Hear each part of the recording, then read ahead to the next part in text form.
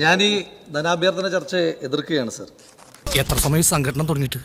കുറച്ചു നേരമായി. ഓ, ഞാൻ കുറച്ച് ലേറ്റ് ആയി പോയി. നിങ്ങൾക്ക് ഈ നാടിനോട് എന്താണ് ഇത്ര വൈരാഗ്യം? എന്തിനാണ് ഈ നാട്ടിലെ മനുഷ്യന്മാരെ നിങ്ങളിങ്ങനെ ദ്രോഹിക്കുന്നത്? നിങ്ങൾ വർദ്ധിപ്പിക്കാത്തതായിട്ട് ഏതെങ്കിലും നികുതി ഈ നാട്ടിലുണ്ടോ? ഞാനൊരുത്തൻ ഇവിടെ തെരുവാധാരായി നടക്കുന്നതിന് നിനക്ക് ഒരു വിഷമവും ഇല്ല. നിങ്ങൾ വെള്ളക്കരം കൂട്ടിയില്ലേ? വൈദ്യുതി ചാർജ് കൂട്ടിയെന്ന് മാത്രമല്ല, ഈ വർഷവും കൂട്ടും, അടുത്ത വർഷവും കൂട്ടുമെന്ന് പറയുന്ന ആദ്യത്തെ സർക്കാരല്ലേ നിങ്ങളുടെ സർക്കാർ?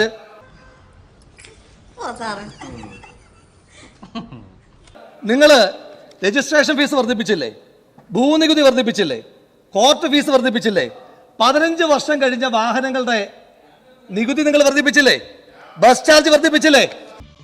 ഒടുവിൽ കുറ്റസമ്മതം നടത്തി അല്ലേ സാർ? നിങ്ങൾ പെട്രോളിന്റെ ഡീസലിന്റെ സെസ് വർദ്ധിപ്പിച്ചു സാർ. പെട്രോളിന്റെ ഡീസലിന്റെ സെസ് വർദ്ധിപ്പിച്ചപ്പോൾ പറഞ്ഞത് അത് ഞങ്ങൾ വർദ്ധിപ്പിച്ചത് പെൻഷൻ കൊടുക്കാൻ വേണ്ടിയിട്ടാണെന്നാ. അപ്പൊ നിങ്ങൾ പെൻഷൻ കൊടുത്തോ? പെൻഷൻ കൊടുത്തിട്ടില്ല.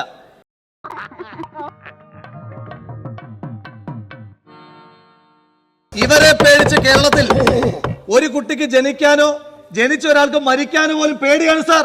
കാരണം ബർത്ത് സർട്ടിഫിക്കറ്റിന്റെ ഡെത്ത് സർട്ടിഫിക്കറ്റിന് വരെ ചാർജ് കൂട്ടുന്ന കൊള്ളക്കാരെ ഇവർ മാറിക്കൊണ്ടിരിക്കുകയാണ് സാർ. ഇവരുടെ രേഖയ്ക്കകത്ത് 6.7 ഏറെക്കാലമായി വർധനവുകളൊന്നും വരുത്താത്ത നിരവധി മേഖലകളുണ്ട്. അത്തരം മേഖലകളിൽ നിന്ന് വിഭവ സമാഹരണം എത്രത്തോളം സാധ്യമാകുമെന്ന കാര്യം പരിശോധിക്കേണ്ടതുണ്ട്. ഇവരുടെ ആർത്തി ഉണ്ടല്ലോ സാർ. ഇവർ എഴുതിയിരിക്കുന്ന രേഖയിലെ വാക്കുകളിൽ പോലും ഇവർക്ക് നാട്ടിലെ മനുഷ്യന്മാരെ കൊള്ളയടിക്കുവാൻ വേണ്ടിയിട്ടുള്ള ആർത്തി വ്യക്തമാണ് സാർ. ഇമാതിരി ടീമിന് എന്റെ കൈ കിട്ടിയ ഞാൻ അടിക്കും, നല്ല ഇടിക്കും. നിങ്ങൾ എന്താണെന്ന് ചെയ്തോ? ഞാനേ പള്ളിയിലച്ഛനല്ല, പോലീസുകാരനാണ്. ഇനിയും ഇവരും ചമ്പൽ കൊള്ളക്കാരും കുറുവാ സംഘവും തമ്മിലുള്ള വ്യത്യാസം എന്താണ് സാർ? ചമ്പൽ കൊള്ളക്കാരും കുറുവാ സംഘവും അവർ കൊള്ളയടിക്കുന്നതിന് മുന്നേ സമ്മേളിക്കും, വലിയ ആഡംബരമൊന്നുമില്ല. ഇവർ പക്ഷേ കൊള്ളയടിക്കുന്നതിന് മുന്നേ വലിയ സമ്മേളനം നടത്തും സാർ.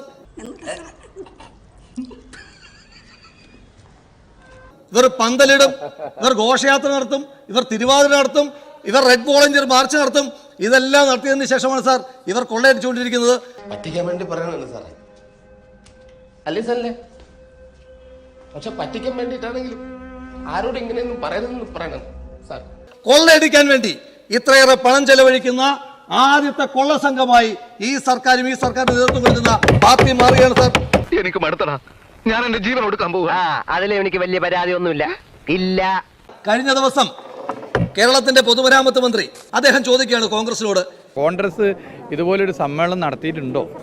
നടത്താതിരിക്കുന്ന നല്ല ക്രമസമാധാനത്തിനെ തകരും. ഞങ്ങളിപ്പോ ഒരു ഭരിക്കുന്ന സമയത്ത് ബുദ്ധിമുട്ടാണ്. ഒരു കാര്യത്തിൽ സന്തോഷമുണ്ട്, കേരളത്തിന്റെ പൊതുമരാമത്ത് മന്ത്രിക്ക് കേരളത്തിൽ ഒരു ആഭ്യന്തര പ്രശ്നമുണ്ടായാൽ അത് പരിഹരിക്കാൻ ഈ സർക്കാരിന് കഴിയില്ല എന്ന് തുറന്ന് സമ്മതിച്ച കേരളത്തിന്റെ പൊതുമരാമത്ത് മന്ത്രിക്ക് പ്രത്യേകമായ അഭിവാദ്യം. കിട്ടേണ്ടതൊക്കെ കിട്ടിയല്ലോ, സമാധാനമായല്ലോ. ഇനി സ്വസ്ഥമായിട്ട് വണ്ടി റോഡിൽ പോട്ടെ.